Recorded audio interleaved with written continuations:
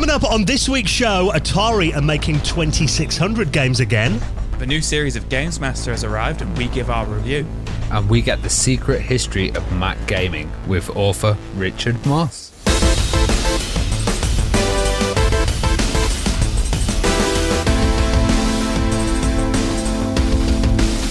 The Retro Hour podcast is brought to you each week with our mates at Bitmap Books. Now, if you enjoyed this week's interview on the secret history of Mac gaming, order the book and find out how the Mac changed gaming and spawned some of the biggest franchises in the industry. 480 pages long, it interviews over 80 legends of Mac gaming. Order your copy right now at bitmapbooks.co.uk.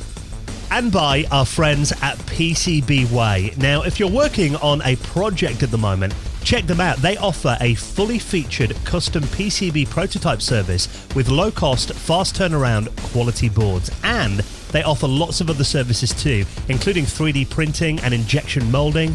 Plus, they're massive supporters of the retro community. So you can get an instant quote for your project right now on their website at pcbway.com.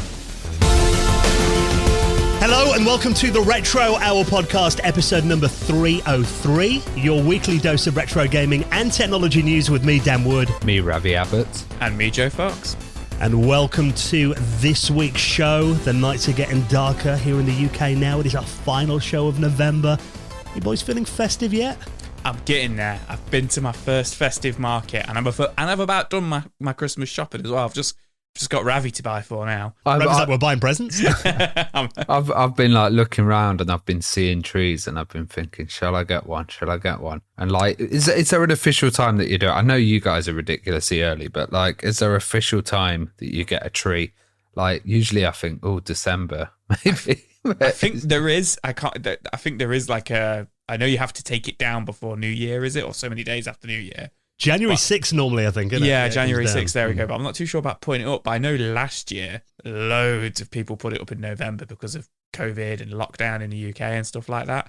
But, you know, in terms of video games and our history, Christmas is always a magical time. I mean, you know, those memories of sitting there by the Christmas tree with your new console or your new computer hooked up to the big telly. You always get to do that around Christmas as well when you were a kid, didn't you?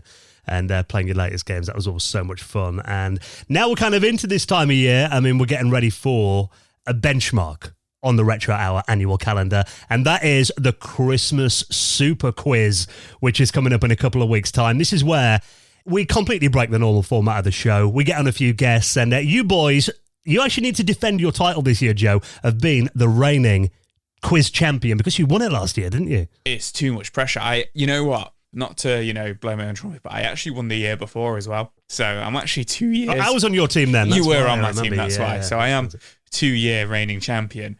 Yeah, I think we'll balance each other out because you're with the biggest loser. The Christmas quiz this time.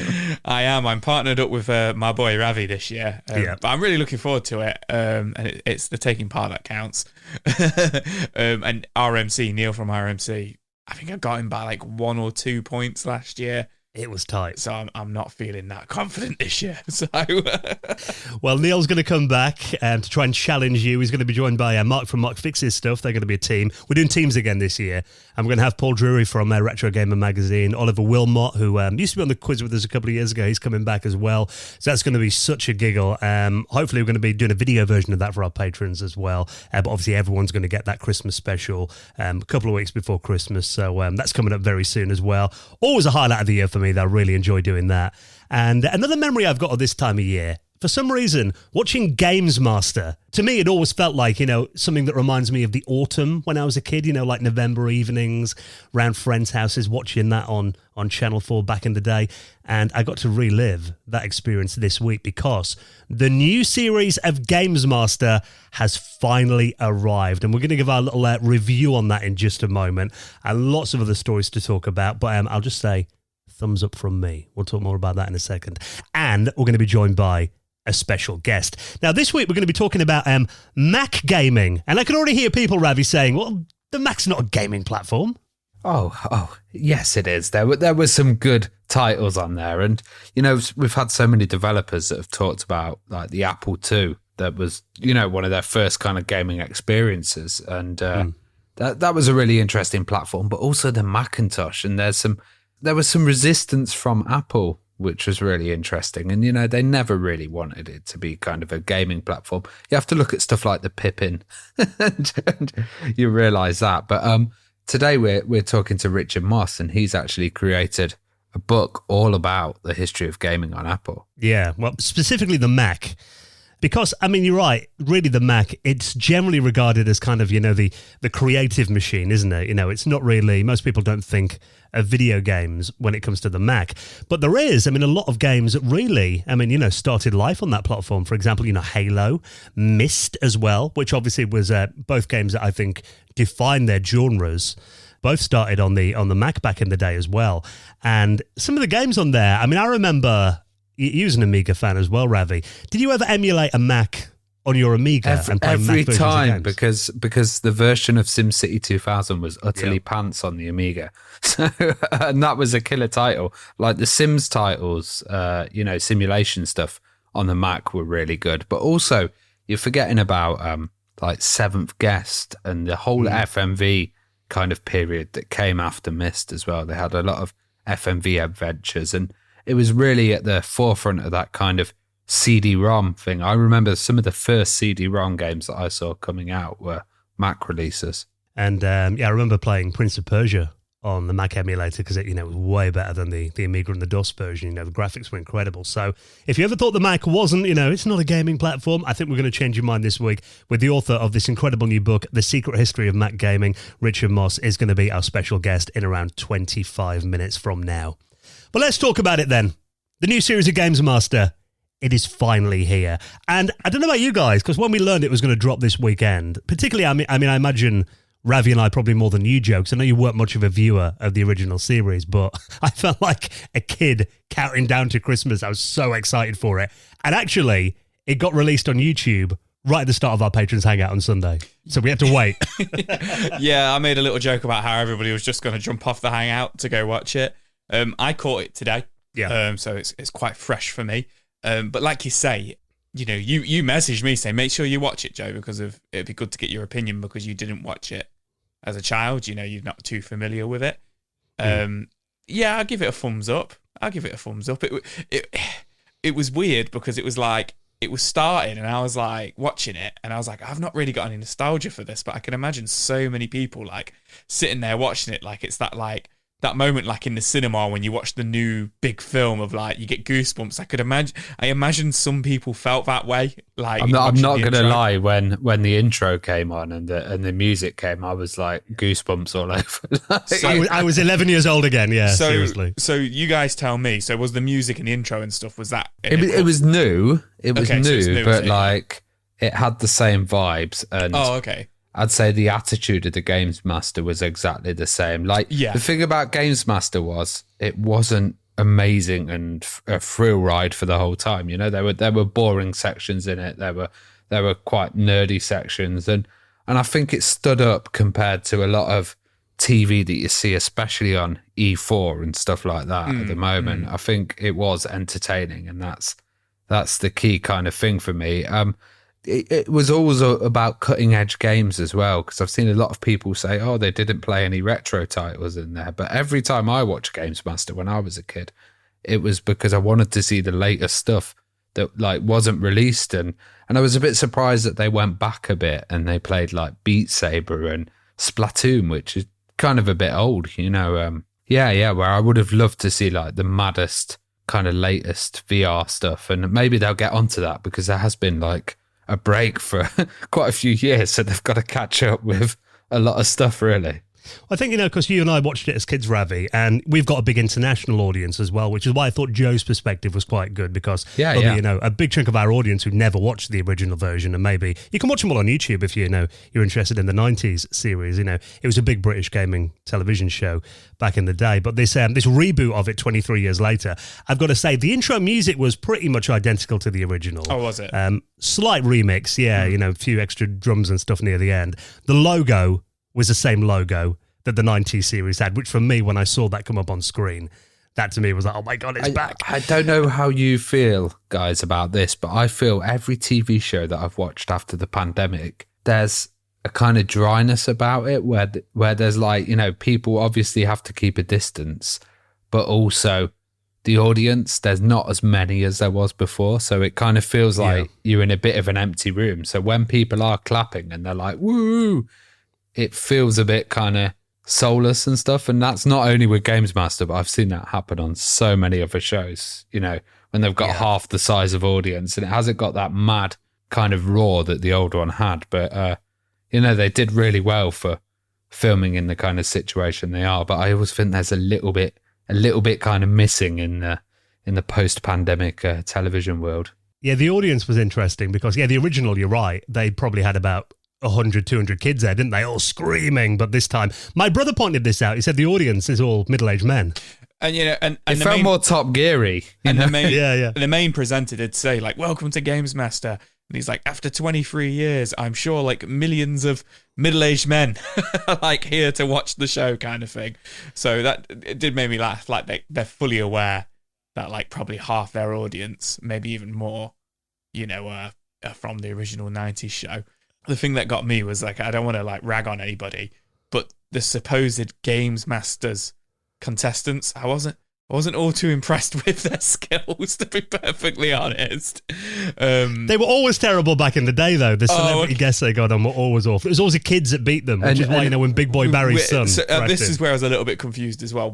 Are they celebrities? Were the people competing celebrities? Like, apparently so. I wasn't familiar with any of them. I wasn't familiar with any of them Well, either. also, they'd have this, like... They did it quite well with the choices, because they'd have this thing where they bring on, like, you know, the gaming expert or the like person that was the best at Mortal Kombat, and then like they'd line up people to fight against them. So they kind of had that video like gamers that were the big ones. So that was the whole thing about Big Boy Barry. He was meant to be like really fantastic at video games on Games World, so he'd be brought in as one of the characters, and they're obviously trying to do that with Little Boy Larry, which is his son, and that they're going to turn them into like the video game pros that come in. And I mean, he was the most impressive, the son, the little boy. To be fair, he wiped the His floor. attitude was amazing. He was the best. And you know, the first guy, they did the Super Mario thing, and they literally only went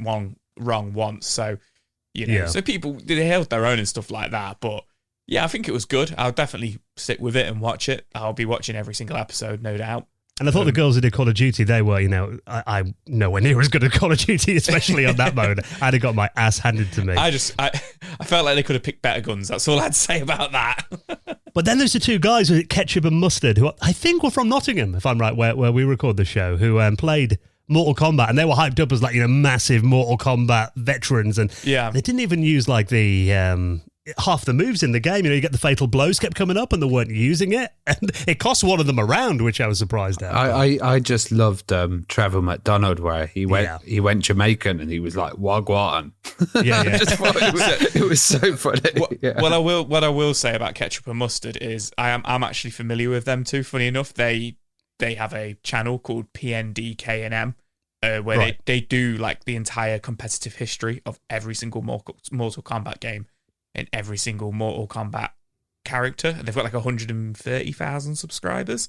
And what I will say about that is they actually, if you watch their channels, they say why you shouldn't use like the X-ray moves and stuff like that. That's all I'll say about that. That's all I'll say about that. There was one moment though, it was like literally just about to, the energy was almost equal, but one of them had a fatal blow and he didn't use it, and he could have won it, but then, The thing is with Games Master, you know, we spoke to Dominic Diamond and Dave Perry about the original series, and often it'd be like, right, let's do that game again, and we're going to film 3 different versions, and, you know, maybe it was something like that. Maybe, you know, just to try and get the perfect take of it. But you watch it and the life bar keeps moving up and down.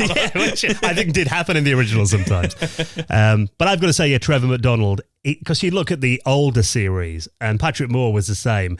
You know, generally someone who's regarded as very serious and everything will come out with just stupid lines, or, you know, like Trevor did, laugh when someone, you know, got sent into the abyss and died, and just coming out of random phrases. I thought he absolutely nailed it. I thought he was fantastic. Yeah, I'd love to hear what our listeners think about it as well.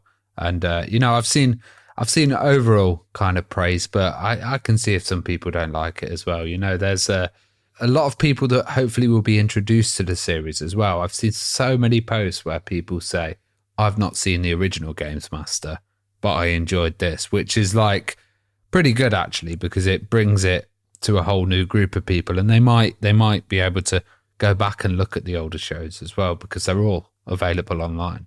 And I've seen people watching it with the kids as well, like my brother did with my nephew, introduced him to Games Master, and, he loved it. So it's just good to have gaming back on telly again, don't you think? Even though telly's dying, yeah.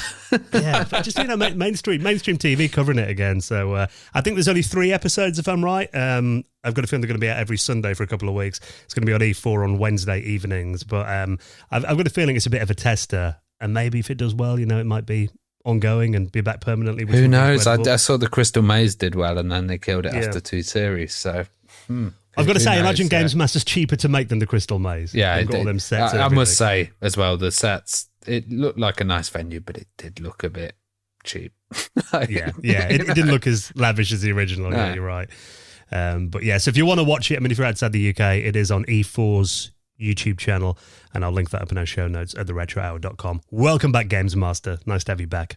Now, Atari, obviously a company that we've covered on this show numerous times in various guises in recent years. We had the Atari hotels that were opening in Vegas, I believe it was, and then we had the Atari cryptocurrency they were working on, which was all a little bit bizarre. However, now they're going kind of back to roots, it seems, by selling rare, unreleased 2600 games in cartridge format as part of a new scheme they've got called Atari XP. Yeah, you forgot about the VCS there as well. Yeah. I was trying my best to forget about the VCS. It was fully aware of the VCS. So is this... I'm not too familiar with this. So is this coming directly from Atari then, is it? It's not like a Kickstarter or anything like that, like Atari are doing this themselves? Yeah, so if you go to AtariXP.com, which is their website for this, so what they're doing is, these games that they've got on there, they're kind of bigging it up as, these are kind of unreleased games. All of these games, you can get the ROMs and stuff that have been floating around online for years, but I think a lot of these kind of were in that kind of 1983 video game crash era. Yeah. So, stuff like Aquaventure, which I'll admit, I'm not a big Atari gamer. I don't really know all that much about the system. It was kind of, I think we all agreed before even my time. But, I've got an Atari 2600. The games are very simplistic on that platform, but obviously a lot of legacy. And I know there is a huge fan community for it. But what they're doing with these games is they're really games that, are not easy to come by on cartridge format. So they're putting these out on special collector's editions. So you can get these. The price of them is quite high, but these are original Atari 2600 games in a cartridge you can play on your original console, and it's games like Aquaventure, Saboteur, and Yar's Return, which was the I believe it was a fan mod of Yar's Revenge. Right. It wasn't like an official sequel. If that's the most iconic one that stands out to me. Yeah, Yar's Return, but Saboteur as well. Yeah. It does look good. They're like properly full releases, and Howard Scott Warshaw that we actually had on the show designed Saboteur as well, and I'm sure he was involved in some of the early ones and was notorious with the video game crash as well.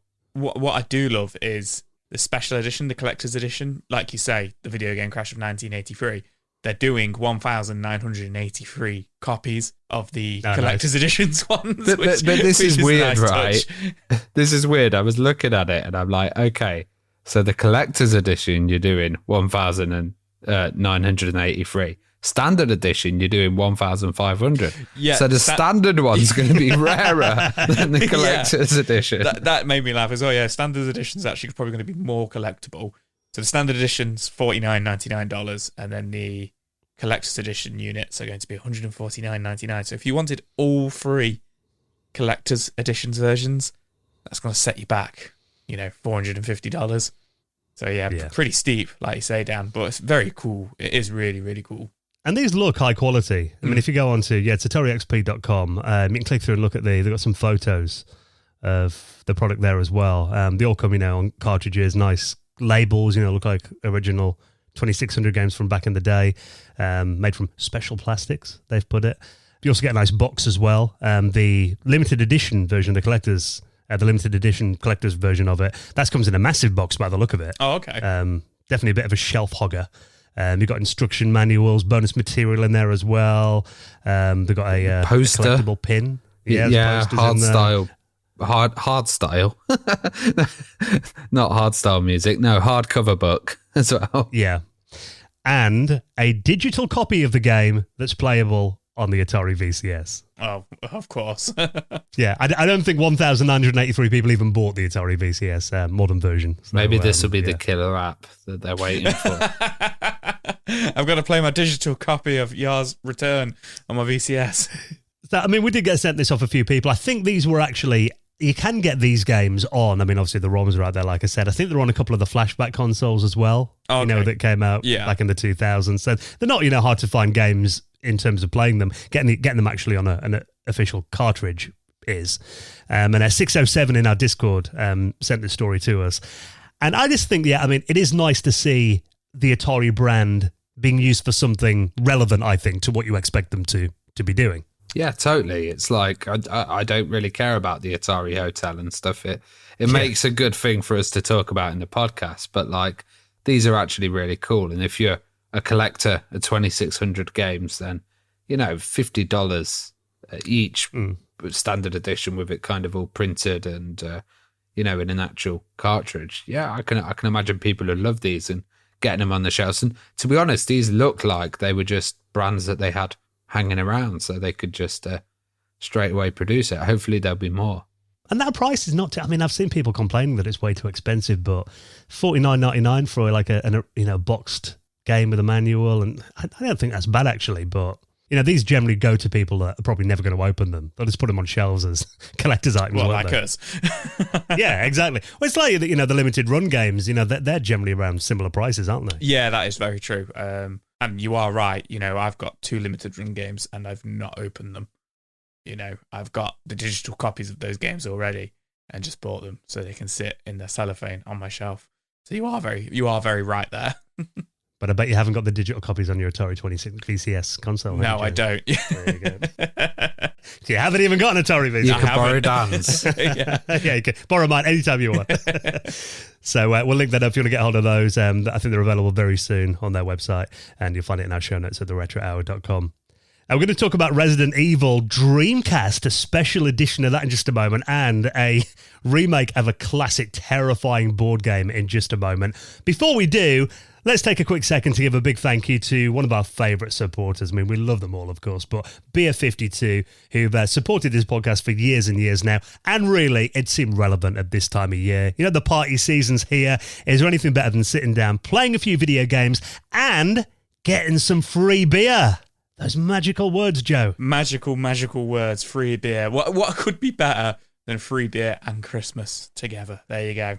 Well, the festive season is here, and keeping in the spirit of giving, our friends at Beer52 are offering you, actually more than 8 this time, they've got a special Christmas deal on where you can get 10 free beers, because we're feeling really festive. All you got to do is head to this website right now, beer52.com/retro. That is beer, 2.com/retro. You just cover the £5.95 postage, claim your free case of 10 beers, and if you do it before 17th of December, they'll get the extra 2 in there, so you get 10 completely free. Normally it's only 8.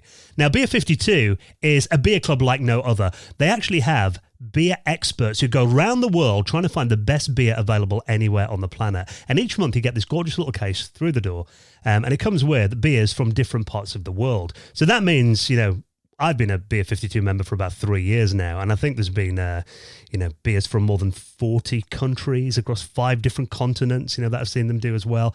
And the thing about it is, if you've got friends coming over for Christmas parties or Christmas dinner as well, there is something for everyone in here as well. Like, Ravi, you like your IPA, you like your light ales and stuff, don't you? So definitely. Yours choose a light option. Yeah, it's good to have the choice. Yeah, so if dark beer is not your thing, choose a light option, and as well as the delicious beer, you will get Ferment Magazine, which you don't realise how interesting beer is until you have a little scroll through Ferment Magazine. Really interesting. Delves into the beers, the breweries, the background on them, the stories as well. And Joe's favourite bit, you get 2 delicious snacks as well to wash the beer down with. Absolutely. Always my favourite part, especially when you're 10 beers deep. Yeah. Well, normally you open the box and you're munching it before you've even looked at the cans, to be honest. Yeah, this is very true.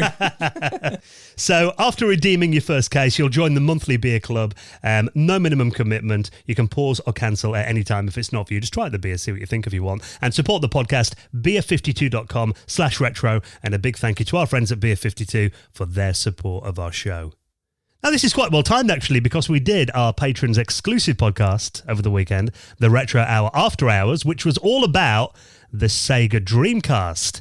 And what about this? If you've got to spare $18,000 down the back of the sofa, Joe, you could get yourself a Resident Evil-themed Dreamcast, which I imagine, Resident Evil being your favourite game franchise, and you being our Sega boy, this must be a match made in heaven for you. I want it to be a match made in heaven, but $18,000 is just ridiculous if you ask me.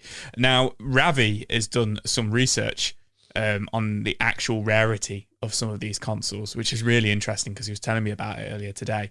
But yeah, I mean, it is cool at the end of the day. So this is a Japanese exclusive clear blue Dreamcast, which came out with Code Veronica, Resident Evil Code Veronica, or Biohazard Code Veronica as it's known in Japan. And you get the limited edition box, limited edition version of Code Veronica.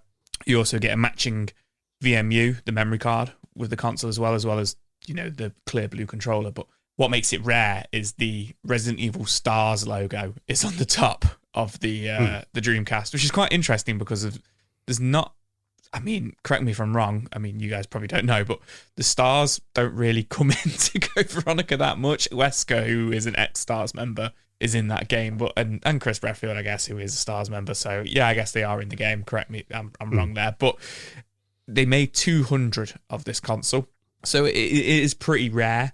And this is the only one at the moment, which is is it on eBay? It's just they've listed it on Buy It Now as $18K. So I don't know if anybody's bought it now yet, but I think they'll probably take an offer. But still, I guess this is someone thinking they've hit the gold mine here. Yeah, and I guess it's somebody who bought it and then kept it in pristine condition because the listing's saying it's in absolute mint condition. Is it water graded? No, it's not. It's not. It's just the box. It's not sealed or anything like that. Now, if it was sealed, maybe with the whole stuff that's going on at the moment with all sealed games and stuff like that, maybe it'd sell for 18,000, or maybe somebody from Wata will buy it for 18,000 and pretend. But yeah, it just seems a little bit steep. But funny enough, there is another Code Veronica themed variation of the Sega Dreamcast, which they made 1,800 units for, which is also on eBay, but that's $2,500. It's weird because I've seen these things around for years because there were like loads of different versions of Dreamcast stuff, and they'd be like associated with games, or you'd have like clear cases, gold cases, stuff like that. The Hello Kitty was a famous one because it's kind of pink and transparent as well.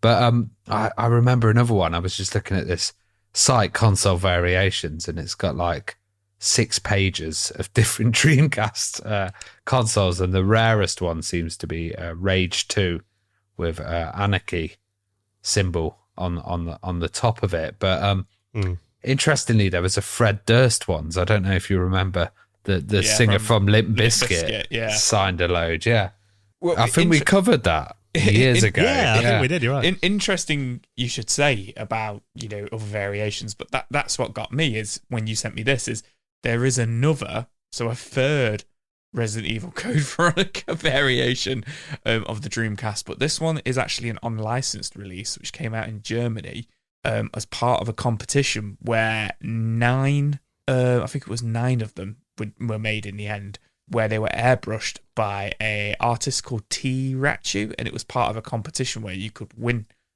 this version of the Dreamcast. So apparently there's 9 of these airbrushed ones out there. Now, in terms of like authenticity of it and stuff, I guess they just bought normal Dreamcasts, gave them to the artist, and then he airbrushed over them. So it's like, are they official? Are they not official? But it's on there. It's on. It's on like the Sega Dreamcast Divers console. That was really weird and odd. So that one stood out. But there were so many variations of this, and it actually reminds me of the Game Gear, where they had so many different variations of the Game Gear. They had like Coca-Cola versions, white one, white one, blue ones, all kind of different types, and some were tied into promotions and stuff like that as well. And I think as well, the fact that the Dreamcast only sold 9 million units probably is why, these kind of collector's editions are rarer than they maybe are on other consoles. Yeah, maybe, but considering like you say, it sold 9 million units, there is, like Ravi said, there's a good 50 variations of the Dreamcast when you look on it. I mean, a lot of them are Japanese, a hell of a lot of them are Japanese, and just have a print on the top of them. But I always thought it was the N64 was the one which had the most variations, but it looks like it could be the Dreamcast, to be perfectly honest. Well, that R7 one, Regulation 7, I used to always see that everywhere as a rare one. People would be selling them in shows and stuff. That I bet they're getting quite expensive as well. Obviously we see these auctions all the time, and we talk about them on the podcast. We often don't follow them up and actually see if they've sold, though. So whether it's going to sell for that amount. Because whenever I read these stories, I think, why didn't I buy the Pikachu edition of the N64 back in the day and keep it boxed? Or, I always think when I see, the Wii U and that was on sale, why didn't I buy an extra one and keep it in the attic? It'd be worth 20 grand in 20 years. Obviously, you never know the way the market is going to go. Yeah. But it does make you think that, I don't know if these things are selling or whether they're just headline grabbing things. People are things. just being optimistic and enthusiastic about them selling for $18,000 on eBay. So, yeah, maybe one day we should do a dedicated episode where we troll through everything that we've ever discussed on the show and we go back and see if they sold. That would be a long That Switch is never going to be successful. But yeah, I mean, there's this article that I'll link up in our show notes on inputmag.com. I mean, they mention it at the end there, kind of how ridiculous this is. If you want to trade your kids' college funding for a piece of 20-year-old plastic, you can do it now on eBay, which, does put it into perspective, I think. Something that's coming back, though, that you don't have to find, a 30-year-old version of this is a board game. It was actually a board video game called Atmosphere that's returning from the dead after smashing its target on Kickstarter. Now, I'm only aware of this game from James Rolfe when he did his Board James series, where he covered board games, and that was one of my favourite video series that James has ever done. And he played Atmosphere probably about 5 years ago on his YouTube channel now. Are you guys familiar with this game, then? Do you remember it from back in the day?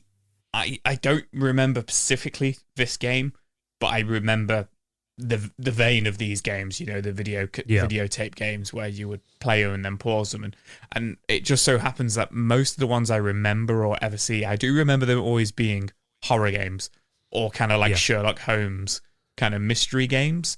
But this seems to be, from looking at it and just kind of the little bit of research we've done on it, this seems to be probably one of the more famous ones. And you know what, obviously, I guess a few games Seen It and stuff like that, the DVD games in the early 2000s kind of recaptured what this game is doing, that kind of interactive digital kind of aspect of it. But you know what, I've not really seen that, and so, I mean, I could be completely wrong. People are probably laughing at me now and going, Joe, there's so many of these games. They were everywhere when I haven't.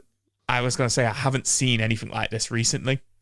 Well, when I was younger, going round, you'd have Amigas on other car boot sales because everyone was getting rid of them, and then a couple of copies of Atmosphere. And you'd have all the expansions as well and stuff, and they were everywhere. I must have had about 3 copies boxed of Atmosphere. Oh wow! In really good quality, and it was always one thing that you'd say, "Let's play Atmosphere," and sit down and play it, and then the ham acting and stuff, you just, I can't be arsed. Let's play Monopoly or something. It was one of those kind of things. But I don't know. It was just absolutely everywhere from what I remember. And well, it was also called Nightmare in some parts of the world as well. So there's 2 different names for it. Originated from Australia. But the way this game works, if you haven't played it, so it's a multiplayer game. Like an adventure game. You sit down and play. It's a board game. You put a videotape in though. That lasts for an hour. And there's this character on there called the Gatekeeper who just randomly pops up. So the tape goes quiet. You get this kind of plinky plonky music, just away in the background. Then all of a sudden this happens. Stop! Whose turn is it next? Who is just about to roll the dice? Answer me! If you fail to answer yes, my gatekeeper, in time, you must roll a 6 before you can play again. His accent's slightly confused, I think. Yeah. Not quite sure where he's meant to be from, but yeah, just that coming on. Can you imagine that the room's all quiet and that just blasts out and the then telly? you can That just must have been fast terrifying. forward and kind of see what happens later on as well. What makes me laugh is if you're really familiar with this game, I guess you would know when it happens after like 5 or 10 minutes on it being on video. So I'm guessing the new version, it's coming on DVD, or is like some sort of file that you can download for your iPad or computer or phone or whatever. And I guess maybe, I'm completely shooting in the dark here, like different variations, so it doesn't just happen like at 7 minutes in. Do you know what I mean? Every single time you play, kind of thing. I'm not sure if they've changed it. I think it's still the same video by the is looks it? of it. Fair enough. Yeah, apparently it expands the original with deluxe it will be gameplay extras. they say. streamed online. Is it? Okay. That's what they're saying. Oh, yeah. okay, Okay. Right. That makes sense. I should know that. But it looks like the same video from the original, doesn't it? And the same guy. Yeah, it does. I mean, it looks cool, and it's the 30th anniversary of it, and it's definitely done well because they wanted. Now this is in pounds. I'm guessing it was in dollars for the odd number. They needed 48,529, and they so far at the point of recording this done £107,000. So they've doubled what they needed. So it's definitely a popular game. But to be perfectly honest, I'll just come and play one of Ravi's free copies. It's in Australian dollars, but they actually available on YouTube. I don't know if they've been taken down, but I do remember like the whole version of the game was available on YouTube. But it looks cool. They've got like, some. You can get an atmosphere skeleton key and walk around with it on your belt and stuff. And nice. Like, if you're really into it, it's a cool collector's thing. It always reminded me of Crystal Maze or Nightmare or that kind of band of games. That's what I thought it was. I thought it was Nightmare. The UK version of Nightmare, like the board game of it. When I first saw the article, and I was like, oh, but then realised what it was. But yeah, it's pretty cool. I think it's cool that they're bringing it back. Yeah, I mean, board games seem to have had a bit of a revival in the last few, well, especially pre-COVID. Yeah. And I remember a lot of kind of board game cafes been setting up in most major cities here in the UK, and it is cool to see these kind of classic games coming back. I mean, I remember stuff like Heroes Quest and Key to the Kingdom. I've still got my original version of that from back in the early 90s. Amazing games. So I think there is a lot of nostalgia around these late 80s, early 90s games. So the fact that these Kickstarters, it proves it, that it smashed it. Definitely seems a bit of an untapped market. We've had so many video game re-releases, but getting these kind of remakes of classic board games, I think, is very cool. So if you want to get hold of that, it's on Kickstarter right now, smashing its target already. I'll link that up in our show notes at theretrohour.com. Now, last week we were talking about Dune, obviously, massive movie, back out in cinemas again now, that new version of it. We were talking about the games last week, that lost Game Boy Advance game that's coming back now, the Mega CD version, the Amiga game back in the day that came out on Virgin Games. Obviously a massive, massive franchise. This is quite an interesting article on Vice. It turns out the screenplay of Dune was actually written by, screenwriter Eric Roth. He banged out the entire screenplay using an MS-DOS program called Movie Master. And apparently he writes everything on this old MS-DOS program that can only hold 40 pages in its memory. What makes me laugh about this is just kind of like the heartfelt, genuine reason for this. That is he said that he's scared of change. It works for him, so why change it? It sounds like it's a bit of a pain in the arse with it only being able to do 40 pages, because aren't the screenplays for films like hundreds of pages long? I guess he breaks it up. He breaks it up and everything like that. So, disc 1, disc 2 or whatever kind of thing, disc 3, and all that jazz. But I just love the honesty of it. Like, yeah, I'm a bit scared of change, and this works for me. I do a lot of writing and stuff, and to focus, I put a vinyl record on, and I make sure I've got a mechanical keyboard and kind of work on that. And you just get in the zone and try and turn everything else off. But I think this is cool. There's a certain thing about focusing on an old program or just having it to do the one task. And at least he's doing it on MS-DOS. He's not like one of these hipsters on a typewriter. But even though that could be pretty cool doing it on a typewriter. I used to have a little electronic typewriter actually. And I can imagine just writing something on there could be just really satisfying. Yeah, he does go on to say it's also superstition, which I guess links in with what you just said. It kind of gets him in that mindset and everything. And also, apparently, he does like the 40-page limit because he actually does break it down into acts of the film.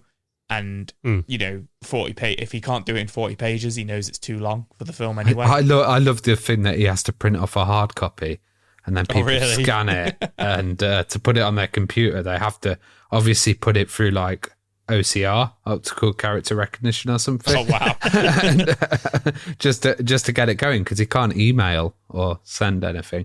I imagine there must be a way to get a text file out. Yeah, maybe if he's in DOSBox or something, there'll be a way to... Oh, God.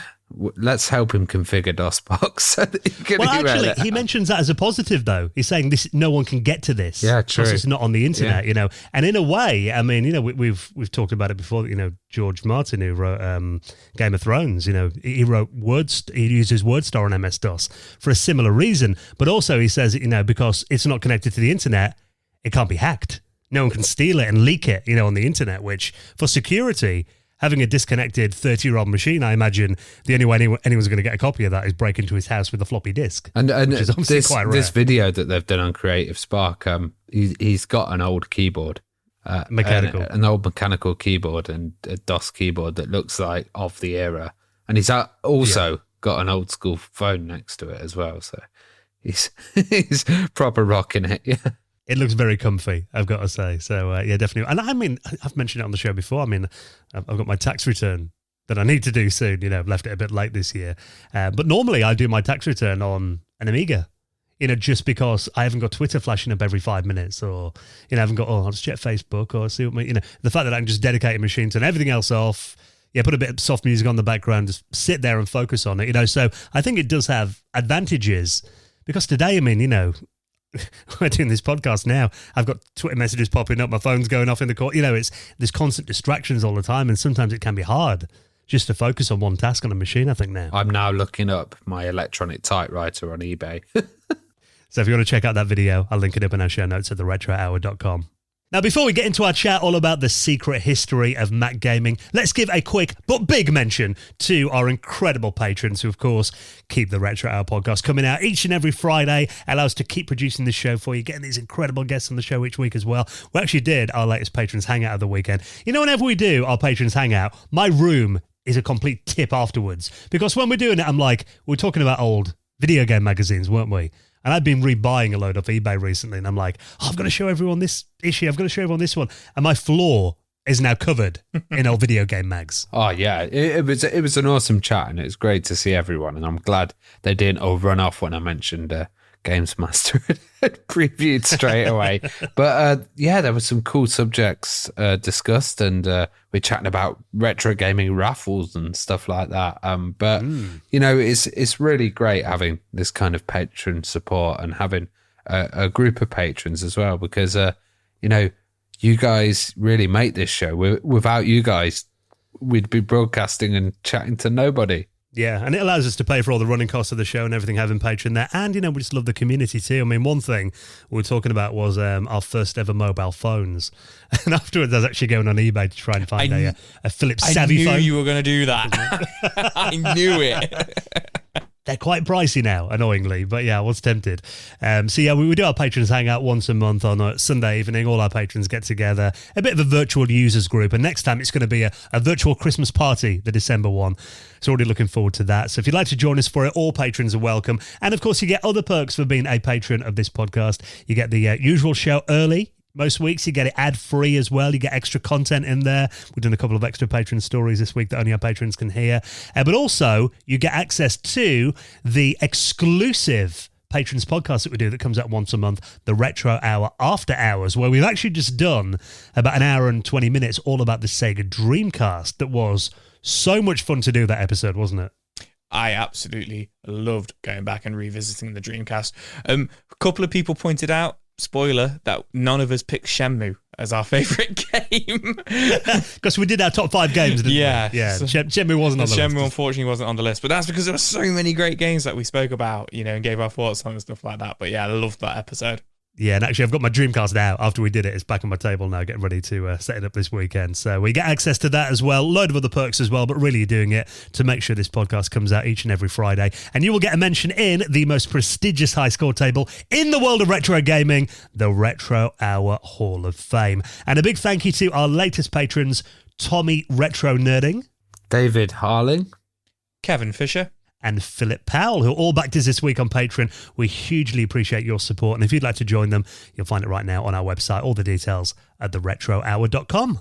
All right, we're going to be chatting about the secret history of Mac gaming in just a minute. Before we do, just a moment to give a huge thank you to another big supporter of the Retro Hour podcast. And this is our friends at Retro Gamer Magazine. I've got the latest rather substantial issue here in my hand. I'm going to flick through it there. I love the sound of magazines. The sound of real life information. It's just having a magazine. I mean, I mentioned, in our patrons hangout, I was going through my old gaming mags. Retro Gamer has that vibe, and it reminds me of the magazines that I loved as a kid. And actually, the cover issue on the December issue of Retro Gamer, it's all about 20 years of Halo Combat Evolved. 20 years since Halo came out now.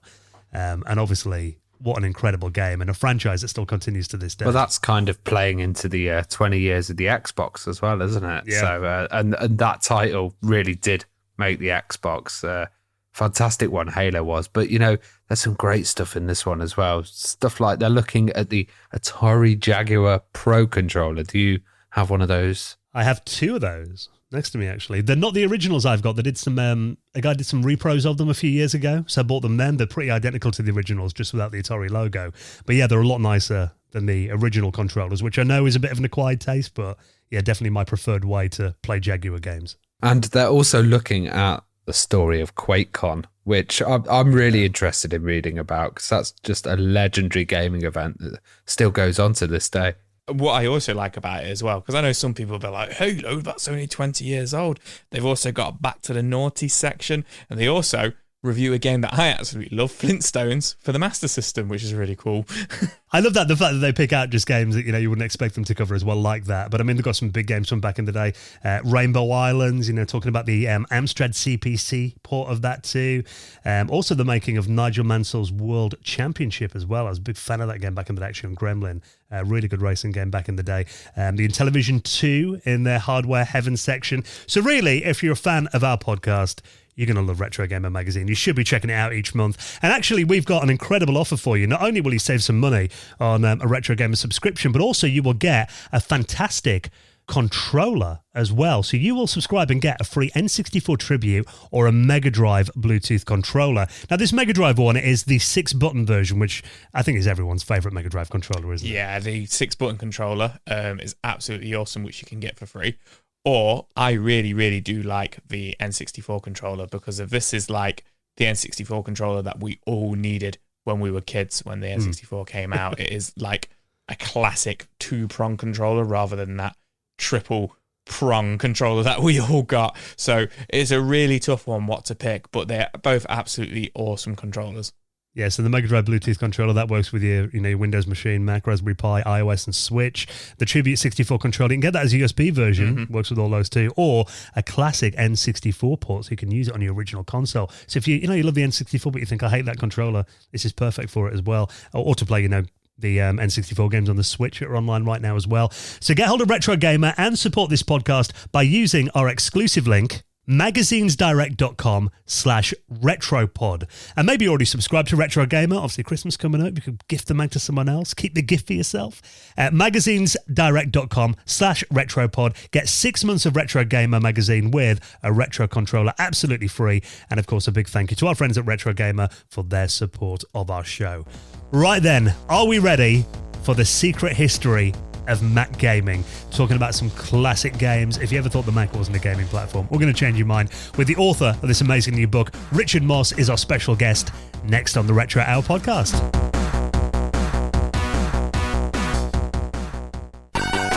You're listening to the Retro Hour podcast, and it is time for the main event then, when we welcome on our special guest and get into this week's theme. Now, we're going to be talking about classic Mac gaming, and I think there is a bit of a misconception that today the Mac is not really seen as much of a gaming platform. That wasn't always the case though, and actually some really big franchises first started on the Mac. So we're going to get into that and lots more with the author of this incredible new book, The Secret History of Mac Gaming, Richard Moss. Welcome to the show. Hello, it's great to be here. Great to have you joining us. Now, before we get into this, I mean, you're obviously a bit of a, no stranger to podcasting. You actually do your own podcast as well, don't you? I do. I make a show called The Life and Times of Video Games, which is this sort of documentary style show. So I script these episodes like a long form magazine article or something based on interviews and a whole lot of research, and I clip it all together, edit it nicely, and compose my own music and try and package a really nice story. Yes, if you enjoy our podcast and want to hear, what it'd be like if we weren't so lazy, and it was actually really well produced, have a listen to Richard's. It's, I mean, you've had some people on, like Chris Crawford. I was listening to that episode, and it's just incredible. So amazing work on the podcast, and I'll link that up in our show notes if people want to check it out. But of course, today we're going to be talking about Mac gaming and your new book as well. But it's always nice to kind of get a bit of background on our guest and kind of find out your history with computers. And I mean, was there like a history earlier than the Mac then? Where did it all kind of begin, your interest in computers? Well, for me, it really did begin with the Mac. And that's largely down to just my circumstances where my dad bought a Macintosh Plus. I don't know how he afforded it. They were so expensive back then, like equivalent of $10,000 or something. So he probably poured his savings into it. But the Mac Plus came out in the mid to late 80s. I think it was about 86, 87. And then this was the first computer I ever used. And I was a baby when I first saw it. And actually one of my earliest memories, I would have been maybe 3 or 4 years old. And I was watching TV, I remember as well, at the time. And we had the Mac in the corner of the living room, a few meters away from the TV. And I was watching like Banana Man or Captain Planet, something like that. Some kid-friendly classic cartoon. And my brother had just got this new game. It was a few years old at that point, but he'd got this game, Alternate Reality: The City, which is I don't know how well you guys know it, but it's a sort of open-ended role-playing game, a computer role-playing game that was not a very good game, but very innovative, crazily forward thinking. It had all these insane systems, like there was a weather system in the game. You could put your money in the bank and it would actually earn interest. It was ridiculously complicated systems in the thing. And he put this game in, and I heard him starting it up, and I turned around and I was, what is that?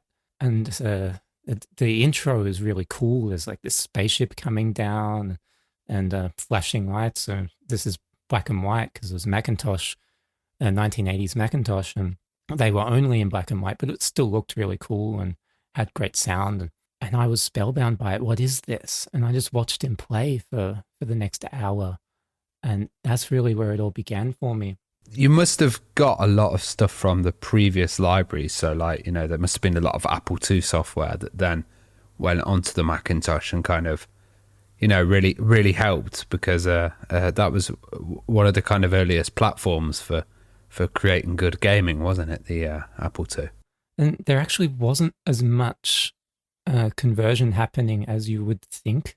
And I think it's because the Macintosh was very difficult to make games for. If you were used to the 8-bit computers of the day, the Apple II, the Commodore 64, the Spectrum, and so on, it was much higher resolution graphics. It was 512 by 342 pixels. It was entirely black and white, just black pixels on a white background. And so you'd get the illusion of grays through a technique called dithering, which is just using lots of dots in different patterns. And you had a fully interactive windowed environment. It was mouse-driven, so you had multiple overlapping windows in the system. You had a menu bar. You had just the fact that it was mouse-driven was really novel and unusual. So it was a lot that you had to redo in converting your game. And in that era, ports were really quick and dirty. If you needed more than like a month or two to do your port, then you might not think it's worth the bother. So there'd be some conversions, but not a lot, because the Mac audience was really fickle and it was a lot of work. And when you had a new platform as well, and so the install base wasn't very big, people didn't bother. Well, the Mac today, obviously for PC gamers, it's not really regarded as much of a gaming platform, as I mentioned in the intro. Was that different back in the day, though? It was always regarded with a bit of disdain. This goes back to a decision that Apple made in 1983 when they were getting ready to release the Macintosh, because they had internally intended it as this very playful, fun system to use. It would be inviting and appealing. It even smiles at you on startup. There's this thing called the Happy Mac, this icon that appears on the screen when you first turn the computer on, and it'd be a little smiling graphic of the Macintosh. And then it would say, "Welcome to Macintosh." So it was all a very friendly system. And they had intended that there would be games on the system because it's a playful utility machine for your home, just like the Apple II had been. But they also wanted to get into the business space. For them, this was really important. They wanted to take down IBM. They were always ambitious, Apple. So then when they're getting ready to release the Mac, they start hearing whispers from the business community, "Oh, this thing's a toy. We can't take it seriously because it looks like a toy. It works like a toy. It's too much fun to use. Computers shouldn't be fun to use or easy to use. They should be hard, because how do you do serious work in something that's so joyful?" And this was really the kind of thinking that they had. And so Apple marketing kind of freaked out and they backed up. "Oh, whoa. Okay, this is a serious machine. You don't play games on it. This is a serious machine for serious work." And so they took this game that was going to be bundled with every Macintosh and they put it in a separate product. This was called Alice, or got released as Through the Looking Glass. It was a pretty cool real-time chess thing where Alice in Wonderland is filling in for all the white pieces. You choose which one she plays at any given time. And then they didn't give much support to the games industry. And then meanwhile, the games industry was like, "Well, this is a new platform. It's a lot of work to support it. We're going to sit back and wait and see what happens." And it was like another 4 years before Apple actually said, "Oh yeah, games, maybe they do matter," because they started to look at the education market. And I know Steve Jobs and Woz actually had like a history of gaming, because they were at Atari and did Breakout. So was this kind of a strategy of what Steve Jobs was thinking at the time, or did he have a bit more of a love for gaming? Jobs was never much of a gamer. He thought that, he seems to have thought they were interesting, but he never really grabbed onto them like Woz did. Woz was always a big gamer, and he kept playing games on the Mac for years. And I've heard lots of stories from people who made shareware games in the 90s would say, "Woz sent me a check and I got it framed and I put it on my wall," because they're so excited. Woz actually paid me money. Woz has played my little obscure game. But Steve Jobs was never really a big games guy. And he was ousted from Apple anyway in 1985 after he lost control of the Macintosh. Well, what were some of the earliest Mac games that are now regarded as classics? Early games, I guess, the stuff from ICOM simulations, Deja Vu, Shadowgate were very influential games that had quite a widespread. They got ported to the other platforms, the Amiga, the ST, but also to the Nintendo, where they were very popular. And they had been almost a direct response to the Macintosh. The guys at ICOM, they had a little bit of experience doing text adventures, and they'd been doing some like business stuff. Then when they got the Macintosh, they saw what it was capable of, and they thought, we can make an adventure game with graphics and with all the verbs on screen. Let's make the verbs something that you can click on. And they sort of invented the point-and-click adventure genre in doing that. And you also had Chris Crawford, we mentioned before. Balance of Power was designed and developed on a Mac initially. That was a massively successful, very serious geopolitical simulation where the goal is to prevent a nuclear war. I guess if you were into computer games on 16-bit systems in the 80s, you probably knew about Dark Castle and Shufflepuck Cafe. They started with the Mac, and they're great games. At least on computers, they were great games. Dark Castle has a very bad reputation among console gamers. Crystal Quest from Patrick Buckland was another great one. And yeah, those are probably the most influential, really early stuff from the mid 80s.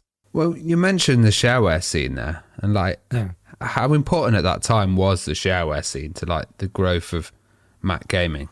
Well, shareware was critical to the Mac gaming space. There were shareware games on the Mac basically as soon as there was a Mac.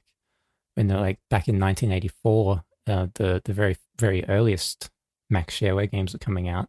And there was a really cool one released in 85 called Captain Magneto, which was sort of a top-down adventure game. It was inspired in large part by Ultima, where the developer wanted to, when he'd played Ultima, he wanted to be able to make friends with all the bad creatures in the world. He didn't want to have it only be certain creatures would be scripted to be good guys and certain ones would be bad guys. He wanted something a bit more dynamic. So he coded his own version of that. But then you had a whole shareware scene emerge a couple of years after that. And probably a lot of it growing out of the games by this guy, Dwayne Blem, who made a nifty little game called Stuntcopter, which basically everyone who had a Mac in the 80s or the early 90s has played. It's a super simple game. You have a helicopter flying back like around the screen. It's a wraparound screen. And you've got a tiny little stick figure dude hanging from the helicopter. You click to drop him, and he drops down, arms flailing, legs flailing around. And he either goes splat on the ground or he lands in a hay wagon. If he lands in the hay at the back of the wagon, that's a successful jump. If you do it 5 times, you get more difficult. It keeps getting faster and faster. Or if you land on the horse tips over, or like you can land on the driver tips over. It's a very cute, funny animation and like grunt sound going on. Nice.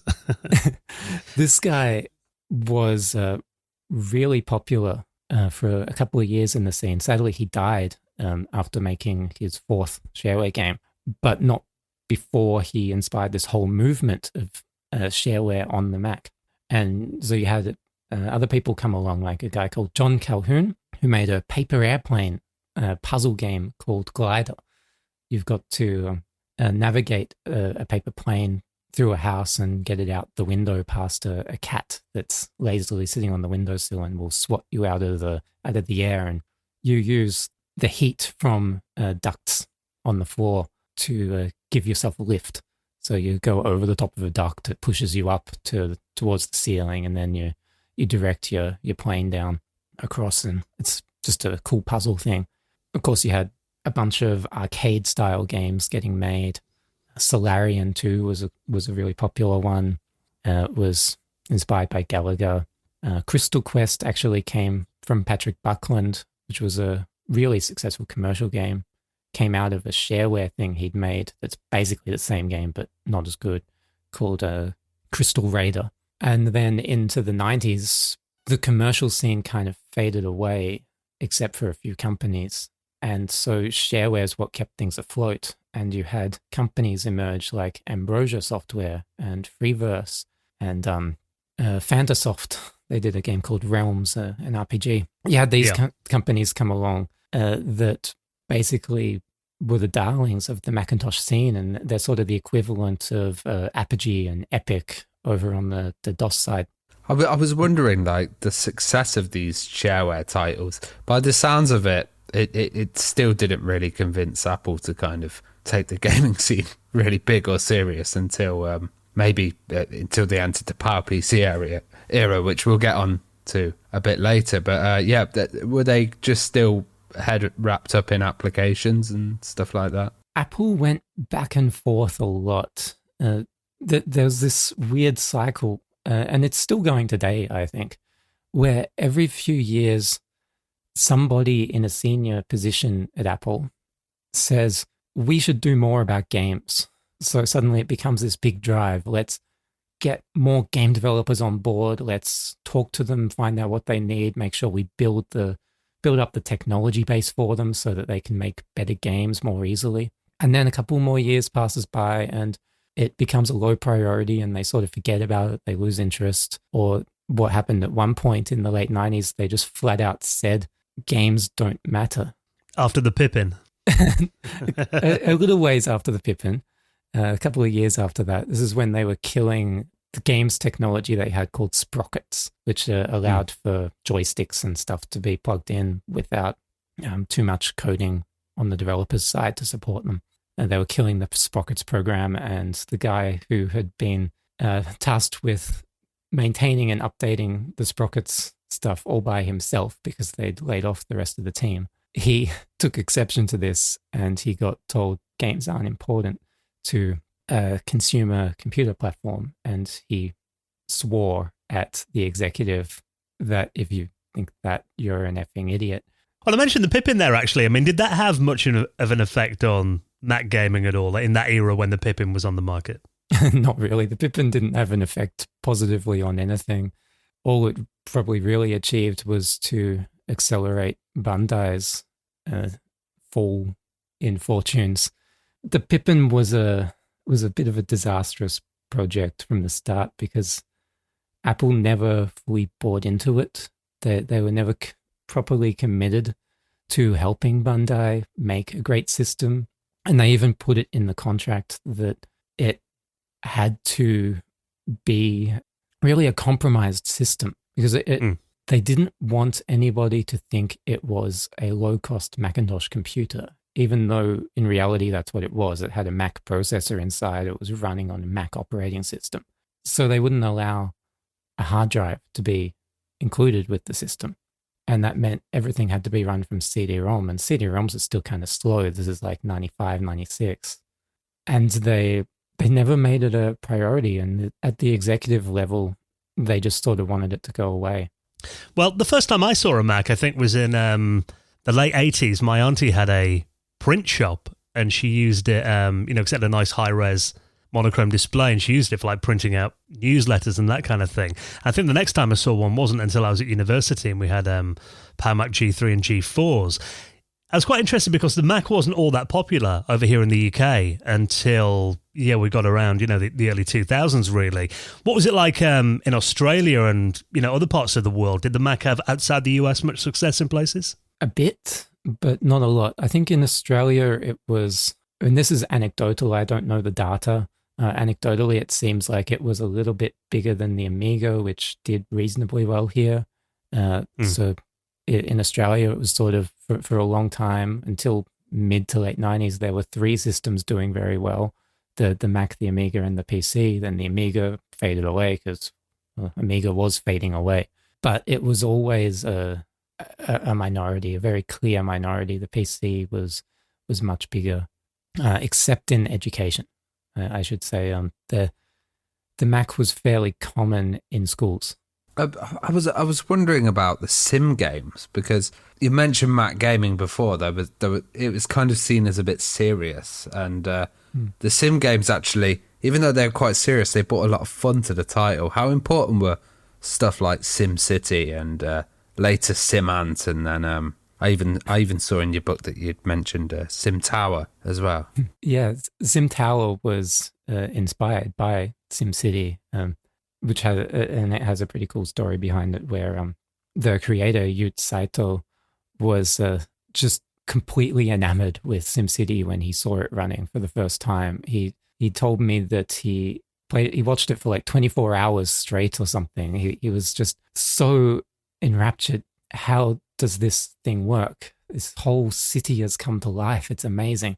So as for SimCity, it had started life on the Commodore 64, and Will Wright had coded what amounts to a prototype version of it on the Commodore 64, and he'd been unable to get it commercially published.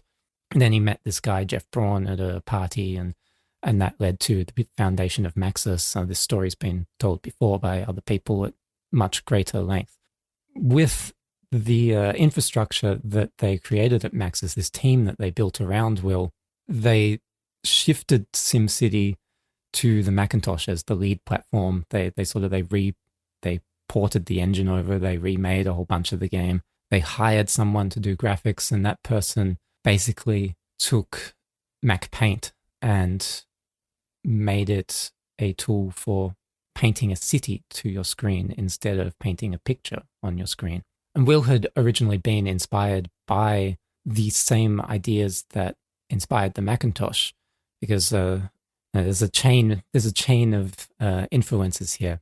So Will was inspired by Pinball Construction Set, which had been inspired by the work that Bill Budge, who made Pinball Construction Set, had done at Apple, another Apple connection. He worked at Apple, and he saw what they were doing with the Lisa, which was the Macintosh's predecessor, and that went back to what had happened at Xerox PARC in the 70s and early 80s, where they were building the ideas that inspired the Macintosh's whole desktop metaphor and the mouse and the windowed interface and everything.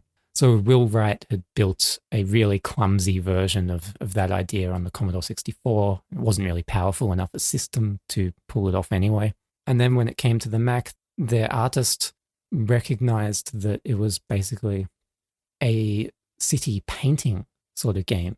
You've got this tool palette that looks just like what Mac Paint looked like. And if people listening, if you look up a screenshot of Mac Paint and you look up a screenshot of the first SimCity, you'll see that they're very, very similar. The tool palette is almost identical, except you've got residential zone and police station and stuff instead of let's draw a square and a circle or some text or something as the icons on that left side of the screen. Well, one of my exposures to SimCity was actually the SimCity 2000 version was much better on the Mac. So a lot of Amiga users would actually emulate the Mac just to play the Mac version on their Amigas, which is pretty crazy. But I remember that was just a really nice version of it. I loved it. That was the one for me too. I spent so many hours playing SimCity 2000, and I had this city. I had this phase where I was naming all my cities after footballers. So I had this city called Roberto Carlos that became a million plus people in it. I spent like a year building that city. Well, there have been a lot of classic gaming franchises started out on the Mac. I often see people, commenting in amazement on YouTube videos when they find out that Halo was originally a Mac game. Can you tell us some of the most famous ones that started life on the Mac then, that you feature in the book? Well, yeah, Halo is possibly the most famous, where it wasn't released on Mac first, but they were developing it on Mac and Windows initially. And it owed a lot to the games that Bungie had made before Halo, which were developed for Mac initially. The Marathon first-person shooters and the Myth strategy games, sort of real-time tactics strategy games. Then as for other really well-known stuff, Myst is the one that always comes to my mind. Myst was massive success on the PC. It was the best-selling computer game of all time in the 90s until The Sims took first place from it in, I think, 2002. But Myst was a HyperCard game, and HyperCard was strictly only a Macintosh tool. It was like if you think of the way web pages work, it was much the same as the way the web works. It was except there was no internet for it. It was sort of like clicking through a website on your computer in the 1980s and the early 90s. It was using hypertext and hypermedia language, and it was really, really easy to use. It was following the principles of the Macintosh, which are a computer for the rest of us. Anyone can use this thing. Anyone can make amazing stuff with it. It was a multimedia authoring system, and that very much dates it, that term, doesn't it? Multimedia. Yes, absolutely. So these two brothers, Robin and Rand Miller, they had been really fascinated by HyperCard when it first came out in 1987. Rand was actually working in a bank at the time, and he had a wife and one or two kids, young kids, and Robin was, he's several years younger than Rand. Robin was at university, I think still living at home with their parents. They had a Mac in the basement. Rand had a Mac in his home, and Rand called Robin up and said, let's try and do an interactive children's book in HyperCard. And I'm going to send you a copy of this thing. And Robin is a very talented artist. And so when Robin got the thing, he opened it up and he got presented with this blank screen and basically all the same drawing tools that are in Mac Paint. And he thought, well, what do I draw? And just on a whim decided to draw a manhole cover. And then he's thinking, well, what should I do now? What's going to be the reason that you turn the page? Or maybe you want to open the manhole cover. So now he draws a picture of the manhole with the cover off. And then he's suddenly thinking, maybe I make a beanstalk grow out of this manhole. And at that point, he's got two diverging paths. You can go up the beanstalk or you can go down the manhole where the beanstalks just come from. And he realizes that he's not making a children's book. He just wants to keep exploring this possibility space. So he keeps drawing images and drawing and creating this whole world, stream of consciousness. And that becomes a game called The Manhole, which was released in, I think, 1988 and was the beginning of Cyan, the company that's still going today, still doing pretty well. Rand is still running it, actually. And so they made a couple more children's games very similar to that. And then they wanted to do something more serious, more adult. And that eventually led them to making what became Myst. And Myst was massive success. It got ported to the PC. They did Riven, which was almost as big a success. And then they were like, we don't want to do any more of this. And the next couple of Myst games were made by another studio while Robin went off to explore new challenges. And Rand and the team at Cyan started to build an MMO in the Myst universe that never really panned out for them, sadly. Well, you mentioned MMOs there as well, and I was just going to say, whilst that was going on, Seventh Guest appeared as well, which was another huge title. But you mentioned MMOs. Like, was network play a big element of gaming on the Mac, and was there ever like a kind of play or online service where people could do like over the internet? It was pretty big, and there were a few Mac-focused network play services. I think they were all pretty small time. Like there was one in California that got a fairly decent player base, but I don't think it really got beyond California, and there are a few others scattered around. But network gaming was very big on the Mac because the Mac was always quite popular in the education space and in offices. There were a lot of Macs in offices. And so as a result, there are a lot of places where you can have computers that are networked together. Then you just needed to have cool games. And one game that was really popular was called Bolo. It was like a tank game, a tank shooting game from a top-down perspective. Really complicated, but very easy to initially play. And it had tens of thousands, maybe even into the six-figure numbers of players. It was just a shareware title and was in continuous development for several years before the developer got hired at Apple. And Apple had a policy where you couldn't make stuff on the side. Once you join Apple, you had to cut all your side projects. So that was really big. You had Spacewood Ho was a cool game. This was a sort of a 4X style strategy game. FA-18 Hornet, flight simulator, was really big. Marathon, first-person shooter, of course. In that era, first-person shooters were taking over the world in the mid-90s. And Marathon was the Mac faithfuls' Doom killer. That they would say, who needs Doom when you've got Marathon? Because they thought, we got the better thing. And then when Quake and stuff came out, lots of people were playing that, of course. It's not like people were that uppity about it. They would play ports just as readily as they played native stuff. Well, the Mac was one of the first systems to have a CD-ROM drive as standard as well. You know, we got into the early 90s era. Did many games take advantage of that then when CD-ROM emerged? Yeah, some did. And we mentioned Myst before, and that owed a lot to the CD-ROM.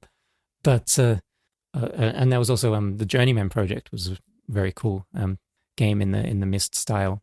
But before any of this, and before there was even a CD-ROM drive built into the Mac, back at the time when you'd have to get an external drive that cost like $1,000 or something, there were these two guys from opposite sides of America who decided they would collaborate on a CD-ROM game. So one's in Chicago and the other one is in San Francisco or San Diego or something, somewhere in that Bay Area. And they decided, let's do this cool multimedia thing, 3D rendered adventure. It's going to be like an interactive movie. It's going to be so cool. The game is Spaceship Warlock, if anyone knows that.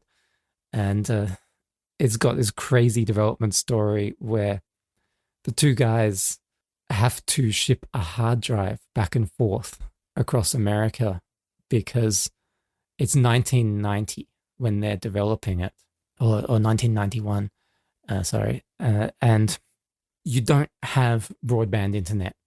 You can't just burn a CD and send it across because CD burners cost tens of thousands of dollars still. You can't easily get the files that you're working on to the other person on the other side of the country. They're thousands of miles apart. So they get this external drive. It's 120 megabytes. That's megabytes. Yeah.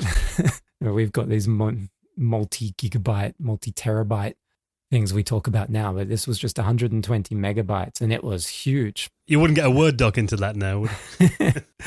And this is where they put the only complete copy of the game. They've got backups on some floppy disks of individual files, but they put the entire game on this one hard drive that gets couriered back and forth across the country so that they can each be working on their part of the game. One is doing the graphics and the design while the other one's doing the programming. And it goes back and forth, back and forth. Somehow the hard drive survives this whole process. And they then ship off this one copy to the CD plant to get it mastered. And they did this whole thing in like 9 months, which was phenomenal. The game came out, Spaceship Warlock was like retailing for $100, which is pretty expensive. And it sold very well. They got millions of dollars in revenue. It was a massive hit in Japan. And a bunch of people bought CD-ROM drives just so that they could get this game. Just in the same way as Myst and the Seventh Guest drove uptake of computers that had built-in CD-ROM drives a couple of years later. Well, Apple kind of changed architecture so much, like you're talking about when they went onto PowerPC as well, and they've just changed onto ARM as well. How important were these kind of emulation or like bridging services that they have? They've currently got Rosetta 2 at the moment, but there were previous versions for all the different generations. Well, they're really critical because game developers or game publishers were heavily reliant on their back catalogs, keeping them afloat. The new games, that first 6 to 12 months was, as it is on every other platform, really critical. But particularly the small companies, and keep in mind that the big companies are probably small companies by the standards of console publishers and PC publishers of the day. But the smaller ones are completely reliant on their back catalogs to stay afloat. The bulk of the audience is on the older architecture, put it this way, and you want to target as large an audience as you can when you're making a game. So very often the developers would need to make the game compatible with the older system. It was then a lot easier for them, thanks to these emulation technologies, to have games work on both the new architecture and the old architecture. But then also keep in mind that it wasn't just architecture changes. So it wasn't just these processes that were changing. It's also, there was a major operating system overhaul right around the time my book ends its story. The classic era. So OS 9 was the last system of the classic era. And then into OS 10 or OS X, as some people call it, which was the sort of the modern era. Now we've dropped the X and it's just Mac OS. And Apple breaks things every 2 years, which drives developers insane because suddenly they've got this thing that's only 2 or 3 years old and it doesn't work on the latest system. But that transition as well was a huge thing because they had this whole new technology that they had to build. They called it Carbon. And then after Carbon, they had something called Cocoa. And then they have built all these other new things since then. More recently, there was something called Metal and Vulcan. And they come up with these crazy names. Yeah, I think you're right though, because when OS 10 first came out, you had obviously classic mode was in there as well. But before that, I mean, I've still got a Power Mac GeForce set up with OS 9 on there, and that can play obviously most of the PowerPC stuff and even like the 68K stuff as well. So, back then you could go quite far back with and it runs in full speed as well. There's not like, there's not usually like a slowdown with them. They're really well done. Yeah, it's superbly done. And part of that is down to just how much of a step forward the PowerPC was over the 68K era, which taps into part of how the Amiga and the Atari ST struggled to stay relevant. They weren't able to make that transition fast enough to the latest processors, and they were left behind as things transitioned to 3D, whereas Apple had invested heavily in co-funding this PowerPC technology, and that helped them in the mid-90s transition to 3D and stay relevant. But the PowerPC was a huge advancement technologically, and even those very first PowerPC Macs ran the 68K stuff really surprisingly well. There was barely anything that had a noticeable slowdown, which I thought was phenomenal. And it's been much the same in the years since when they've done other transitions. Well, what would you regard as the golden age of Mac gaming? To give it a broad stroke, I'd say the classic era. I think that's because that's when you had, across that whole era, across that 17 years or so, you had a distinct Mac games flavor. There were companies that were entirely focused on making games for the Mac, and that largely vanished as we got into the OS 10 era. And if you wanted me to go a bit narrower than just that whole classic era, I'd say the mid to late 80s, like about 86 to 88, was a really thriving, exciting time because the commercial developers from the big companies like EA and stuff were an accolade. They were trying things on the Mac, testing out the waters, see if the audience picks things up. And you had all the people who had been inspired by the Macintosh itself, making their phenomenal early games, like the ICOM Simulations guys were doing the Mac Venture games, Silicon Beach Software were doing Dark Castle, Crystal Quest, you had that first golden era of shareware Mac games. You had a cool thing called The Colony from David Allen Smith, which was a sort of a first-person shooter with a really deep storyline and some quite remarkable technology, given it was the 1980s. Well, if somebody wanted to get into retro Mac gaming, what's the kind of good place that you point them to and say, this title's likely to impress you? I think if you're open to a bit of aimless whimsy, the Manhole is a really cool thing to get into. It's not much of a gamey game, but it's super cool. As for more gamey type stuff, Marathon is pretty cool. If you play it with the Aleph 1 tech, then you'll get a much more modern experience. If you try and play the original Mac version through emulation, you might find it a bit harder to enjoy. Escape Velocity from Ambrosia is really cool. Dark Castle and The Colony are great, but they're kind of clumsy if you weren't playing games of that sort in that era on other platforms. Then I don't know how you're going to go with it. It's sort of all touch and go depending on your experience, your expectations. I personally am a huge fan of a game called Glider Pro, which was a commercial version of Glider released in the mid-90s that had huge number of fan-made houses for you to explore, and not everything is actually a house. A lot of houses are much more out of this world. You had space stations, the Titanic was one.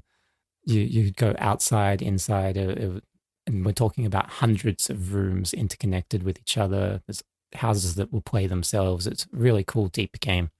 And I think often back then there'd be, some games that I played on different platforms that are actually, looking back, superior on the Mac. I remember the Mac version of Prince of Persia was, much enhanced over the DOS version. Yeah, that was a phenomenally good port. I had that as a kid as well, and I was playing it in black and white, but it was just brilliant. And I was almost shocked when I saw what most other people had played for Prince of Persia. How did you guys cope with this? It's so much worse.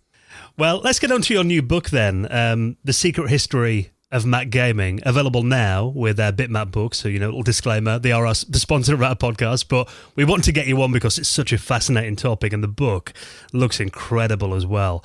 So what's kind of the aim of the book then, and where did the idea come from? The aim of the book is very much just to let the world know that there were actually all these really cool, innovative, forward-thinking games on the Mac, and the Mac was always a games platform. It just was never given the credit that it deserved.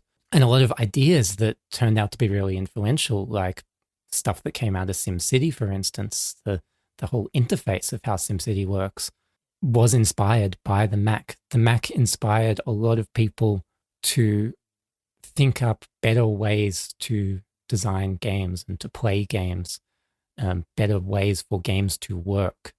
And then on a more personal note, it's a way for me to get the stories behind all the games that I loved as a kid. I was playing games on consoles as well, Super Nintendo and PlayStation, but the Mac was a huge part of my youth, and I got to learn all the amazing stories behind the games that I had loved. Some of these stories are really cool, and some of them are very unexpected, and some of the influences are just what I'd expect in completely different ways to how I expected.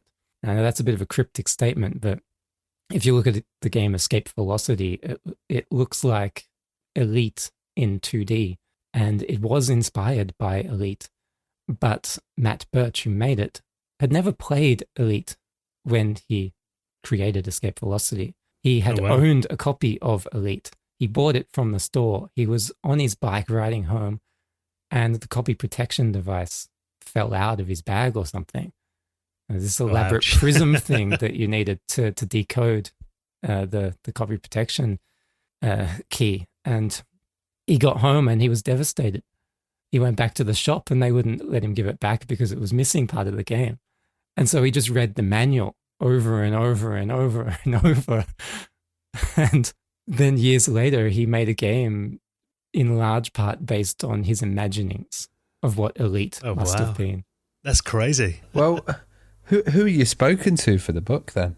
I did around about 80 interviews. So I talked to Matt Birch, who I just mentioned, and John Calhoun, and a bunch of other people who made cool shareware stuff. I talked to a couple of the guys from Bungie. I talked to basically everyone from Silicon Beach Software about their games, the Dark Castle and stuff. I talked to David Allen Smith about the Colony. Cyan founders, Robin and Rand Miller, they were both very generous with their time. Yeah, I talked to a whole lot of people, some people who were doing ports in the 90s, some interesting stories there. There were a couple of people who basically were the legends of the porting scene. Every major game, they would have a hand in doing the Mac version. So I got to talk to them about all their cool stories, and about this one lady, Glenda Adams, who was able to get Mac-only Easter eggs into Tomb Raider 2 and Duke Nukem 3D. With Apple's permission, they were both using Mac stuff. So Duke Nukem 3D, she got it to play the 1984 ad on the theater screen in the first level of Duke Nukem 3D. So on the DOS version, I don't know if you guys remember, it's just like a lady in her underwear dancing. So, yeah. Memory of my youth, that was. Yeah, on the Mac, if you enter this code, I think it's DN1984 or something like that, you unlock this ad to play instead. So it'll play the original 1984 Macintosh ad that was played at the Super Bowl. Really famous ad with the lady running down the corridor and she throws a hammer at the screen and it says, let's make sure that my 1984 is not like 1984, the book, something along those lines. Yeah. And in Tomb Raider 2, there's a cut scene where Lara is on her laptop and she's doing some cool satellite stuff. And in Tomb Raider 2, it is a power book instead of some random PC.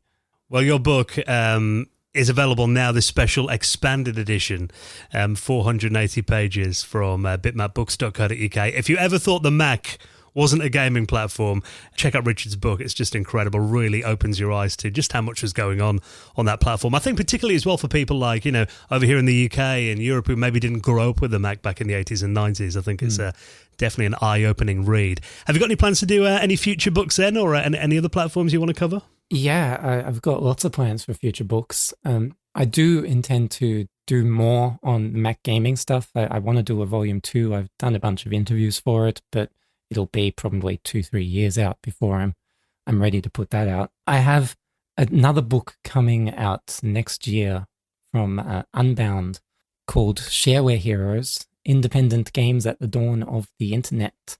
And it is looking at that whole shareware scene in the 80s and the 90s from a broad perspective. So it's obviously sort of DOS focused because that's where the bulk of the shareware stuff was happening.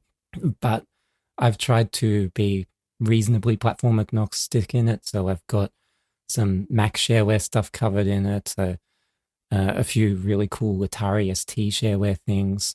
Like, I don't know if you guys have ever heard of the Grandad games. They're really cool adventure games. Yeah. and I was watching that on YouTube actually not long ago. They're hilarious. Yeah, I that was such an exciting discovery for me. I never knew about it until I was researching the book. They're just so funny. And I managed to track down the developer, Ian Scott. He went on to be a plumber after making the game and got to talk to him about the stories behind it.